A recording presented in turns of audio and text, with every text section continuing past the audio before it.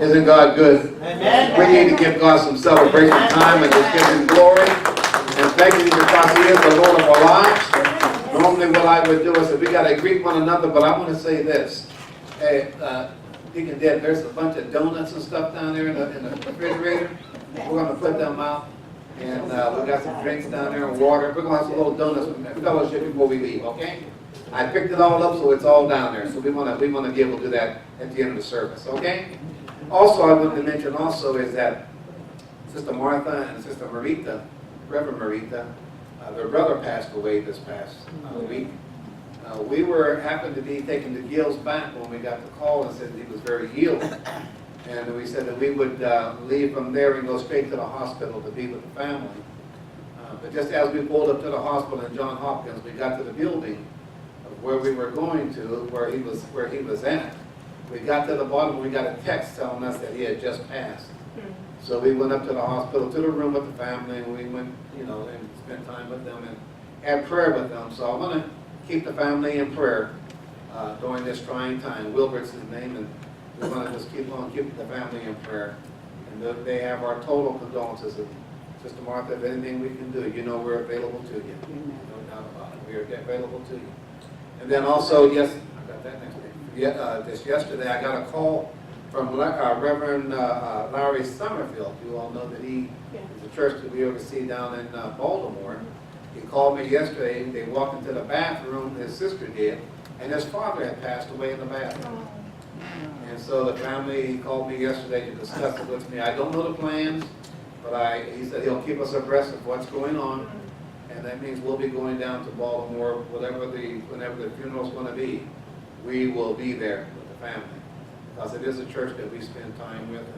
And Reverend Larry's been here. So we want to keep them in mind. Okay?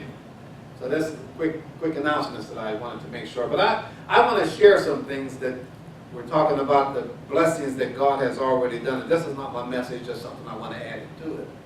And because God does some miracle things, and we need to keep in mind that God is always available. He does things. Have any of you remember this woman, they called her the Octomom? She had 8 babies at one time. Remember the story? Did anybody see the interview on her the other day on TV when they interviewed her? Very interesting interview. And as they were sitting there interviewing on TV, she was talking about her life. And she said one of the things that happened in her life, because she was having a very difficult time, because she had a couple kids beforehand, and she couldn't take care of the kids financially, that she ended up, she wasn't in porn, but she was into the dancing aspects of it. And she said she was a pole dancer, and she danced and did all this kind of stuff, making money. And she says while she was doing that, she said a tall, dark man walked up to her, grabbed her by her shoulder. And she says, he looked into my eyes, and not only did he look into my eyes, but he looked into me. And he grabbed my arm and says, you don't need to do this. And she said she turned her head away because she didn't want to look at him. And he grabbed her again and says, you don't need to do this. So she said she looked back up into his eyes again. And she said, he looked right through me. He didn't just look into my eyes. He looked through me. And he says, you don't have to do this. And she said, I dropped my head again. She says, and then when I lifted my eyes up, he was gone. She said he disappeared. And the person that was interviewing her says, do you think it was an angel? She says, no, I didn't think it was an angel. I knew it was an angel. She said, my life changed from that point on. She said, because I had an experience that I had met the angel of God. And she said her life changed. How many of us have met the angel of God and didn't know we met the angel of God? Man, that was awesome to me to hear her say that. But she says that's what she had meant. I just want to share that because God is speaking to us. Yes, He is. God is. You need to spend time in the Word. You need to spend time with the Father, so that when He speaks to you, you recognize His voice. I know you hear me say that 1,000 times. The more you spend time with Him, the better you'll understand His voice. Yes. Not only just understand it, but you'll recognize where He's coming from. Yes. Amen. He's done some miracles already. Amen. Just keep it in mind. That's who He is. That's who He is. I have a message for today.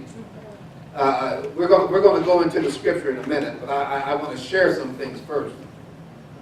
But our message, I want you to go to, let's see, where am I at in the message? Where I want you to go to. Genesis 27. I'll start with verse 27 when I get there, when I'm ready. Genesis 27, when I get ready, verse number 1. When we get ready. All right? But I want to share some things because life is so dynamic.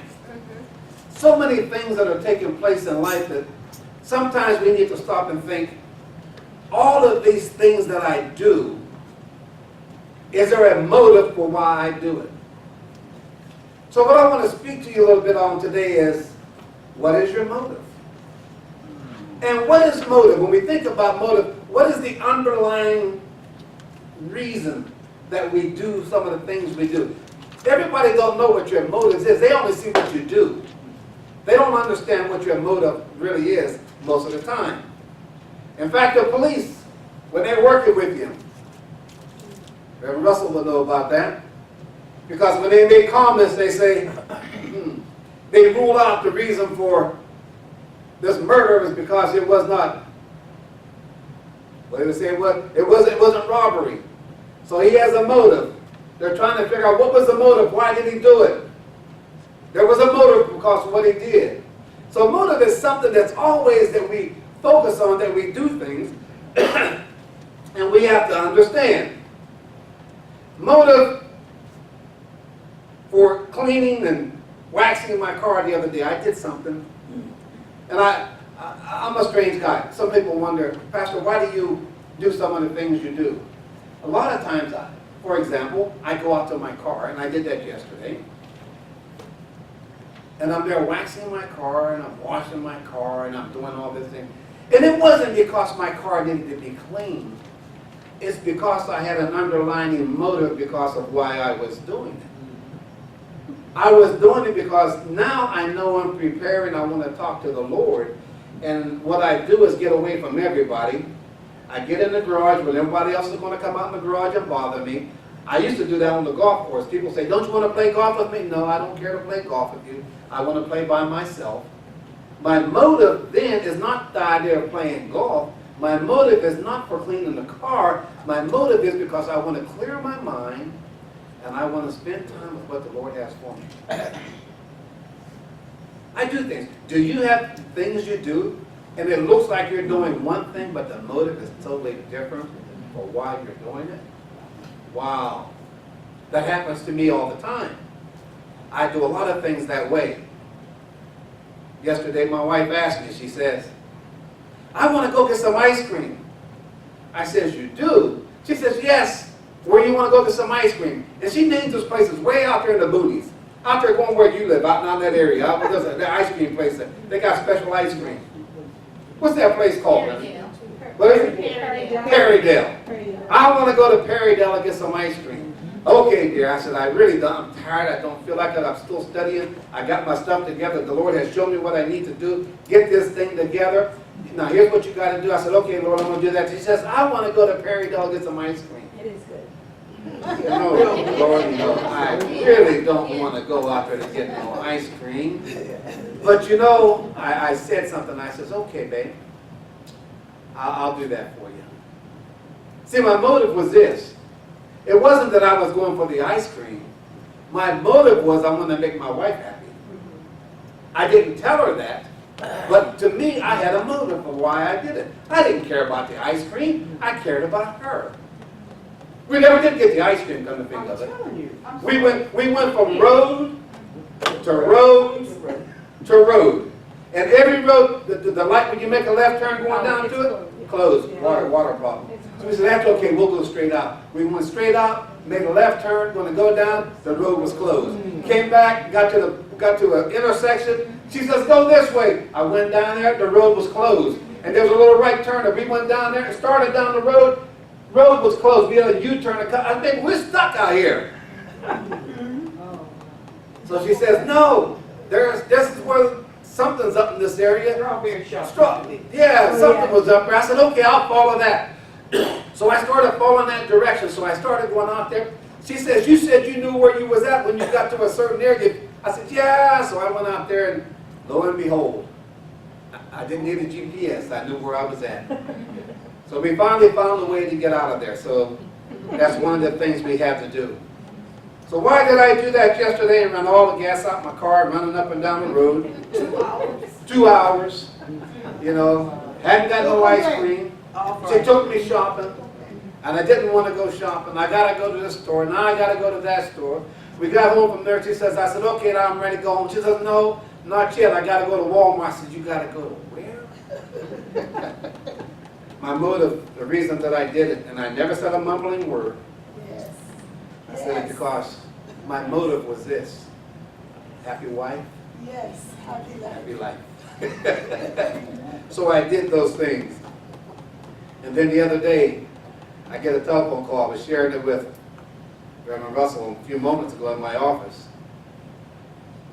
A young man called me. He says, in fact, yesterday I guess it was. I told my wife, I says, this fellow telephone call rang. She said, I heard it, but I wasn't going to pick it up because I didn't recognize the number. I said, neither did I. But I picked it up anyway. And so I picked it up, and the gentleman says, do you know who I am? I says, no, I don't. Do you recognize me? No, I don't. He says, do you remember Cheryl Good? I said, yes, I remember Cheryl. Cheryl passed away. We were with her when she passed away. He said, I'm her brother. I said, well, good. He said, remember we went out to dinner together? I said, yes, I do. I says, brother-in-law, my sister, whatever it was. He was in the family. Anyway, he says, we had such a great time with you all. We'd like to spend some more time with you guys. And I said, that sounds great. We can do that. And so he says, we need to go out. And he says, evidently he's not doing too bad. He says, my wife and I are going up to our little, I guess it's a little cabin we have up in the mountains. We're going to spend the weekend there because we just need to, you know, come down a little bit. We've been, you know, I got pressure on me. I want to get out of it. So he says, okay, I'll be gone. He said, but when I come back, I'll give you a call. I said, so we can go out and go to the Chesapeake down there for dinner? I said, okay, we'll talk about it. I said, I'll talk to my wife. Then he says, I also have a place in Hilton Head. He says, in the wintertime, when the weather gets bad, he says, I go down to Hilton Head, so I don't have to be in the bad weather. He says, I got a decent place down there. He said, I got some extra bedrooms and everything else. He said, why don't you and your wife come down and spend some time with us in the wintertime? And that way you'll have a place to stay, and all it's going to cost you is your food. You don't have to worry about anything else. Get there. Just come down and spend some time with us. I said, oh, that's starting to sound better. He said, I also have a place in Myrtle Beach, if you're worried about Myrtle Beach. He says, we'll go, you know, whatever. He says, I got a place there too. He says, I would just love for you guys to come down and spend some time with us. I said, this guy talking stuff to me. Keep on. So I come to my honey, and I says, this is what this guy shared with me. And I shared with her the same thing I just shared with her. You know what the next word was to me? What's his motive? What's he trying to sell us? What's he trying to do to us? There goes that motive again. See, sometimes we get motives and we think about, wow, what is the motive for many things that we do? And we all live with motives. Everything we do, we've got a motive of why we do this. Yes, why do we do that? Motives. Everybody got a motive. You do too. Back at home in our home church, we had some big problems back there. All because the pastor is sitting back there. This pastor and a couple other people, they're trying to take over the church. They're trying to just take it over. Forceful take it over. They got a motive. It ain't all finances either, which is part of it. The motive is, and I found that out, is that there's a lot of oil and stuff and gas underneath the church, and they're going to be pulling that gas out. They got a motive. Sometimes the motive isn't always good. Sometimes we have motives that are not right. We get ourselves involved in things. So we got to be careful about what our motives are. And we get hooked into them. That's all right. Have you ever been involved with somebody and had a long conversation with them, and they start saying all these different things, and you realize that the reason that they're saying or lying to you is that they got a motive about what they're doing? I look at the job that I've been working. I worked for the last 20 years after I retired from the military. I worked that job and I worked that job. People ask me, why are you staying in this job? why are you out here doing this? You know, all I had to do was sit back and realize that I had a reason, I had a motive for what I was doing, and it was not all about the money. It was about taking care of my family, and it was looking out for one day I was going to retire, and I had a motive for what I was doing. Sometimes when you have a motive that is ordained by God, you got to go through something to get there. If you have a vision in your life of where you want to go, sometimes you got to go through some stuff to get there. And so I'm saying to you that sometimes the motive that you have in your heart, you got to go through something to achieve it. So we got to be able to do that. So I want you to go and get into the scripture with me, and then we're going to talk a little bit about this motive thing. I want you to go to Genesis. I guess most of you are already there. And I want you to go through the 27th chapter, and we're going to start with the first verse. And I think this is so important because there's so much that's taking place there. So let's read with me as I read the scripture. It says, when Isaac was old and his eyes were dim so that he could not see, he called Esau, his older son, and said to him, my son? And he answered, here I am. He said, behold, I am old. I do not know the day of my death. Now then, take your weapon, your quiver, and your bow, and go out to the field and hunt game for me, and prepare for me delicious food, such as I love, and bring it to me so that I may eat, that my soul may bless you before I die. In other words, I got a plan for you. I got a plan for you. Now Rebekah was listening when Isaac spoke this word to Esau. So when Esau went to the field to hunt for game and bring it, Rebekah said to her son Jacob, I heard your father speak to your brother Esau. Bring me game and prepare for me delicious food, that I might eat it and bless you before the Lord before I die. Now therefore, my son, obey my voice as I command you. Go to the flock and bring me 2 good young goats, so that I may prepare from them delicious food for my father, such as he loves. And he shall bring it to your father to eat, so that he may bless you before he dies.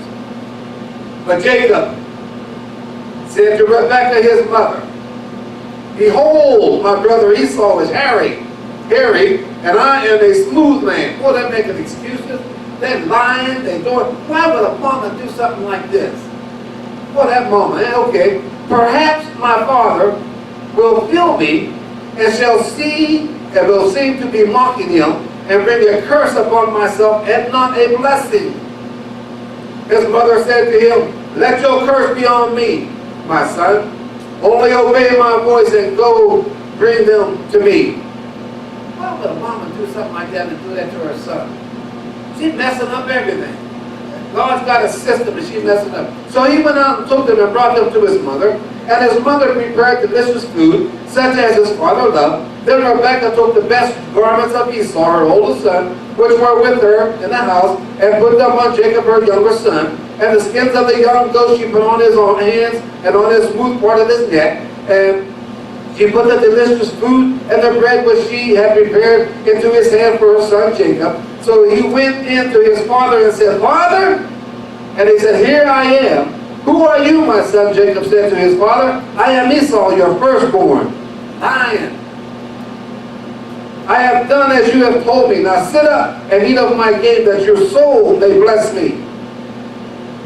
But Jacob said to his son, how is it that you have found so quickly, my son? He answered, because the Lord your God granted me success. Then Isaac said to Jacob, please come near, that I may feel you, my son, to know whether you are really my son Esau or not. So Jacob went near to Isaac, his father, who felt him and said, the voice is Jacob's voice, but the hands are the hands of Esau, confusing this man who's dying. His sight was very bad. And he did not recognize him because his hands were hairy like his brother Esau's hands. So he blessed him. He said, are you really my son Esau? He answered, I am. Then he says, bring it near to me, that I may eat of my son's game and bless you. So he brought it near to him, and he ate, and he brought him wine, and he did drink. Isn't that amazing that his mama tricked her husband? Tricked Jacob's daddy. Tricked him. Let me read something here that I want to say. Frequently, we are more worried about getting caught than about getting what is right. He wasn't so much concerned about what he was doing to his brother. His concern was this, that I might get caught doing what was wrong. I was tricking my daddy. I wasn't concerned about tricking my daddy. I wasn't concerned about what I was doing to my brother, but I had a motive beyond that I may receive the blessing. So it was a trickery that he did. Jacob did not seem concerned about the deceitfulness even of his mama. He didn't even care that his mama was being deceitful. He was so engaged in what he felt he needed to do. He was so engaged in his motive that he missed everything else. He missed all of this stuff and really didn't care. He was more concerned about his motive of what he was doing. Instead, he was afraid of getting in trouble while carrying it out, while he was doing it. Have you ever been involved in something? Is there something in your life that you have a motive for, but deep down inside you're so fearful that somebody may peep at your whole heart and understand that you got a motive beyond what you're doing? If you got a motive that you're working on, a motive for doing what you're doing, and you know that motive is not exactly correct, and you don't want nobody to know about it, that motive may not be of God. So if you're worried about getting caught, you are probably in a position that is less than honest. You've got to be careful. Let your fear of getting caught be a warning to do right. Jacob paid a huge price for carrying out this dishonest plan. Sometimes we think we're doing right, but we got a motive that's beyond where we're at. Be careful of your motive. Be careful of why you're doing what you're doing. My biggest motive in life, the thing I say, why do I live my life the way I do? Why do I come to church and worship God? And why do I believe upon Jesus, the Son of the Holy God? Why do I believe? I have a motive. My motive isn't really just for me. My motive is that I can take as many people with me as I go. It's not just for me. If your motive is just for you, you got a problem. It's okay because you'll be saved, but God didn't put you here just for yourself. So when I think about who I am and what I'm doing for Christ, my motive is one day I'm going to have to leave this place. And my motive is this. I want to be with Jesus. I want to see Jesus again. There's a mansion made for me in heaven. My motive is one day I want to get there.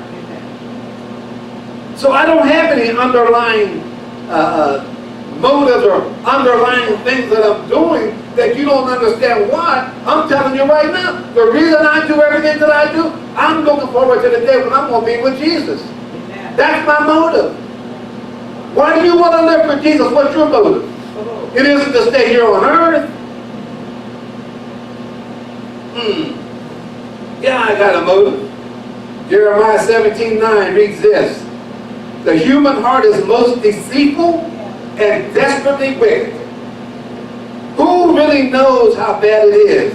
But I know, I, the Lord, search all hearts and examine secret motives. I give all people their due rewards according to their actions deserved. So those things that you do, God says, I know your motives. It may look good to other people. They got to look at you and say, oh, aren't they marvelous? Look at the great work they're doing. My grace is alive. Blessing be upon you. But you don't know their motives. God says, I look not only at your heart, I look at your motive.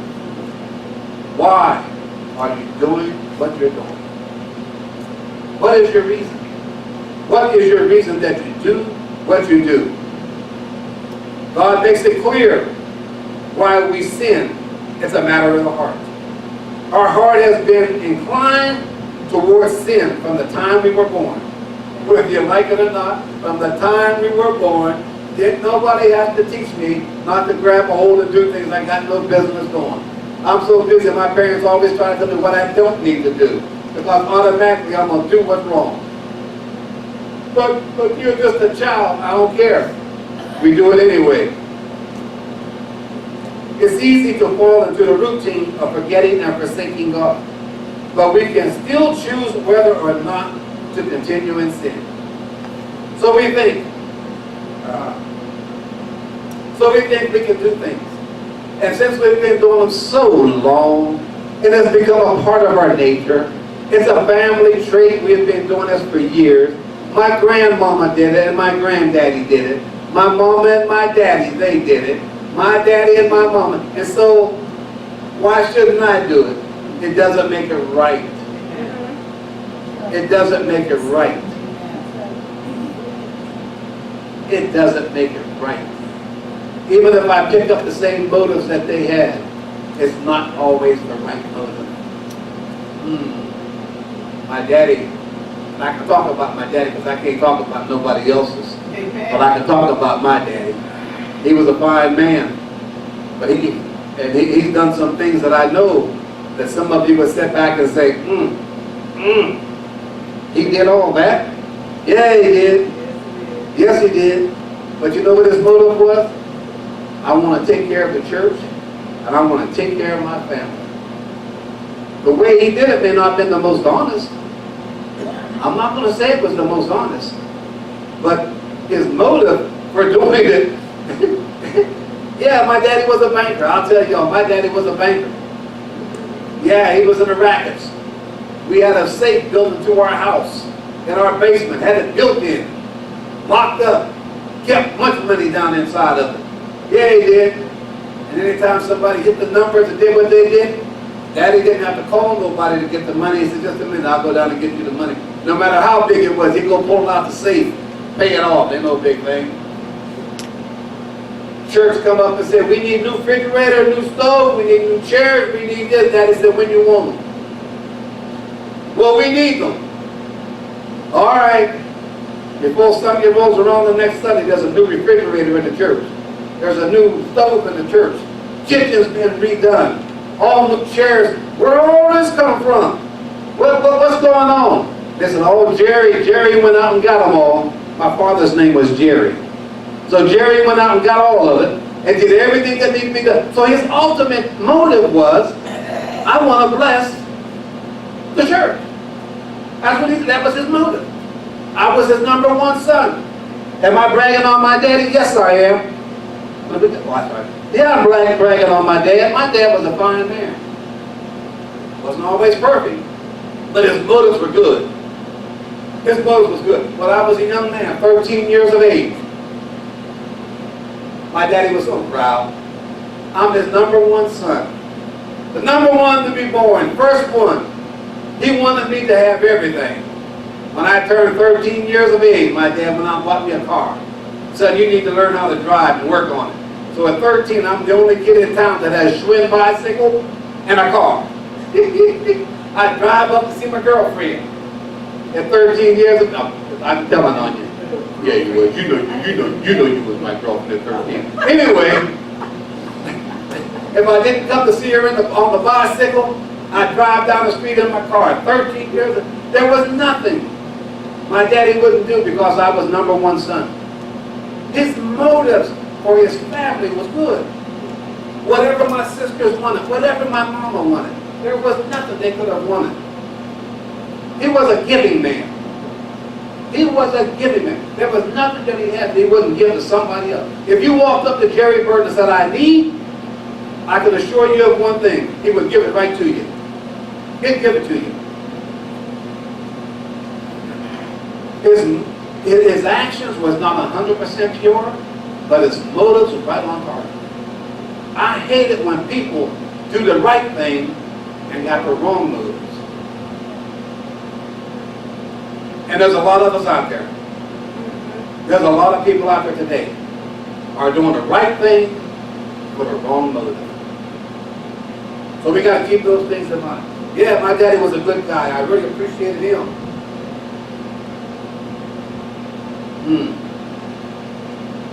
We can yield to specific temptations, or we can ask God to help us to resist temptation when it comes. My daddy was a man that loved the Lord. He loved the Lord. Didn't miss church on Sunday mornings. He was right there. Sang in the choir.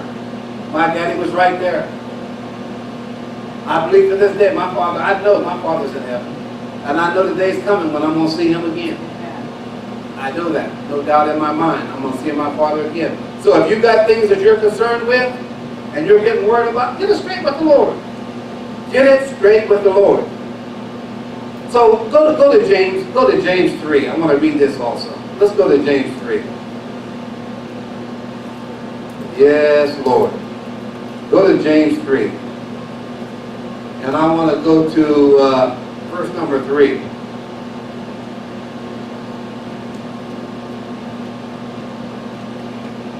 Oh, I think I got it wrong. You see what I say?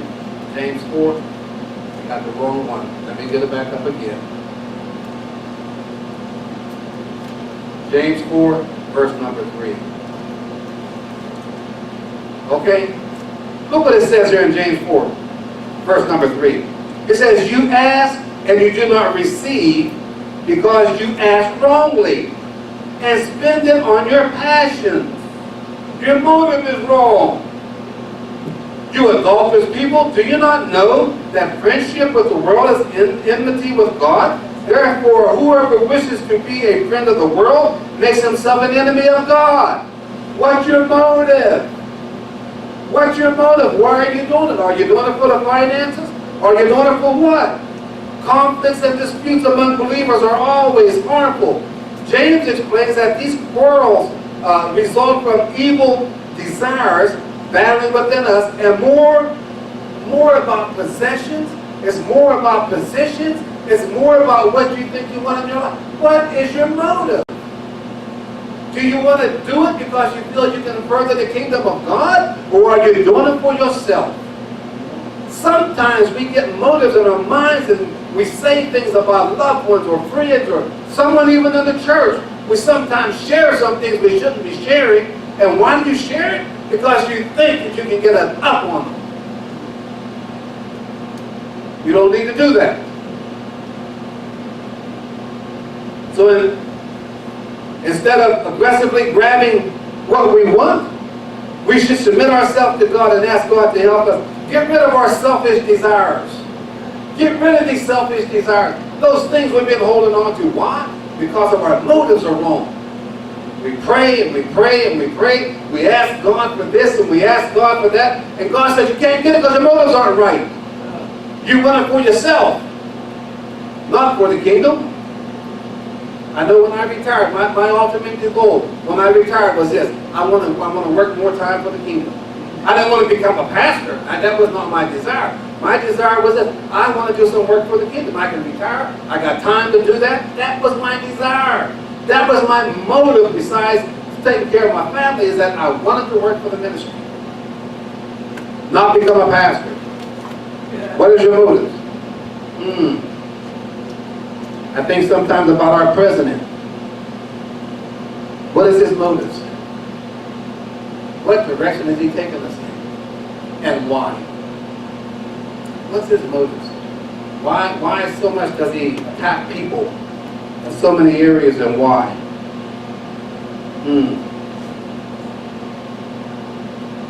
James mentions the most common problems in prayer is not asking for the wrong thing, but asking for the wrong reason.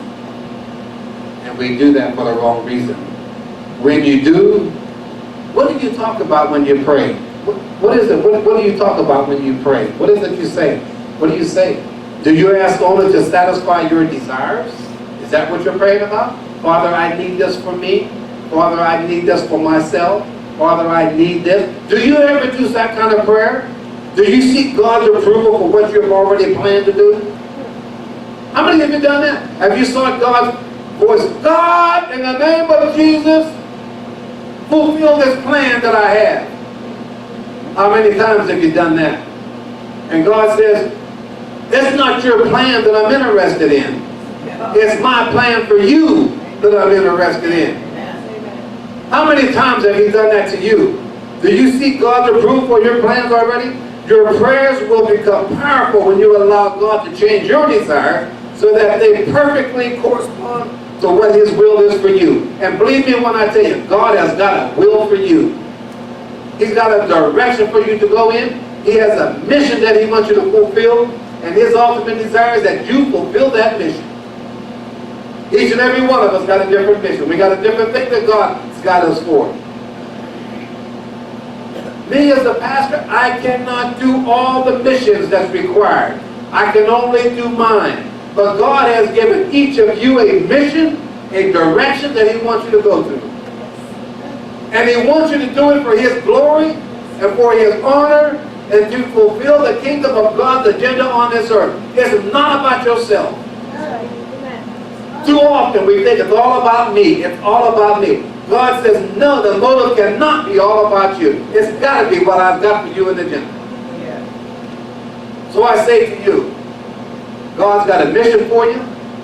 He's got a direction for you. He has a desire that He wants you to fulfill. And the thing is, as I've told Gracia when we talked about His testimony, it's not about who you are. It is making yourself available to God. God wants to talk to you. He wants to work some miracles in this earth, but He wants you to be available for it to happen. If you don't do it, I can assure you He will find somebody that will. Even Satan realized that he couldn't do it on his own because he was a spirit. He had to find the body, so he found the serpent. Found a serpent that was obedient. Did what He asked him to do. A serpent was obedient for what He wanted them to do. God is only asking us that He created in His image. Created us in His image. Filled us with His Holy Spirit. Breathed them to us. All He's asking now is let yourself be available. He said, I've already given you power. I've given you dominion over everything. Yes. Accept the responsibility. Accept what I've given you. You are my personal vessel. Yes. Just make yourself available. Yes. Make yourself available. He wants to work through you. So I say to you today, what is your motive? Why do you do what you do? Why do you come to church on Sunday mornings? Why do you read the Word?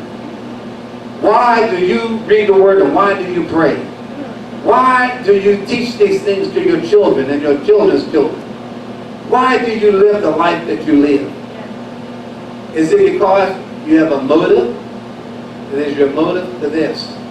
Father, one day I want to meet you in the kingdom. That's got to be your motive. That's my motive. I pray that it's yours. I pray that it's yours. That's why I stand up here and I preach the Word. That's why I do the things that I do. I want your motive to be yes and amen. Praise God.